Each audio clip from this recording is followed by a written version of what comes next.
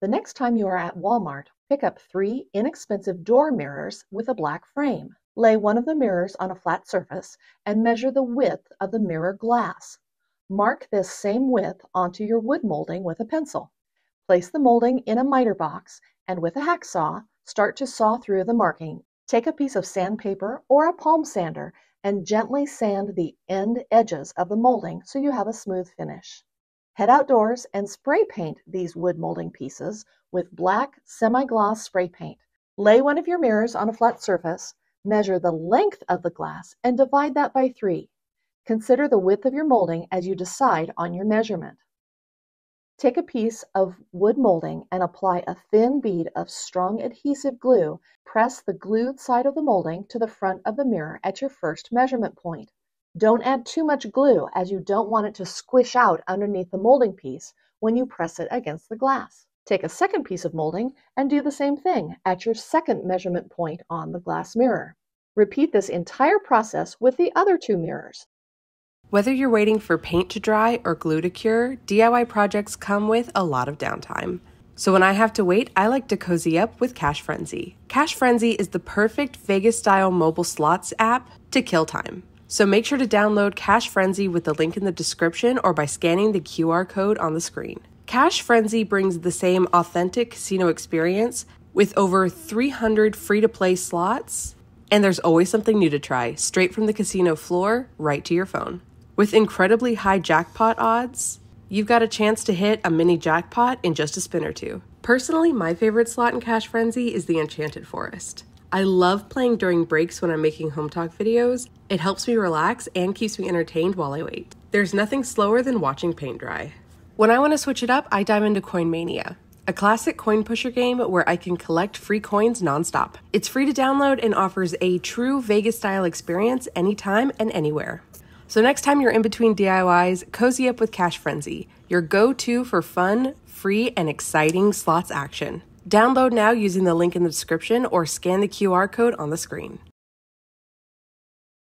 Attach Velcro command strips to both the top and bottom backside of each mirror. Stick the first mirror to the wall using a level at the top. Add the second mirror by butting its side up against the first mirror and checking the top for level. And then do the same for the third mirror. Adding this large classic mirror will make any space look bigger and brighter as it reflects the light.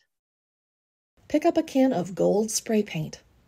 Now take some scissors and cut the stems apart from one another. Spread your blooms out and start to lightly spray paint each stem with your gold paint. Paint them in multiple light layers until you get the effect that you want. For painted blooms that are larger, glue a couple of the stems to the side of a thin candlestick. Once cool and dry, manipulate the other blooms, leaves, and stems and hot glue them onto the candlestick.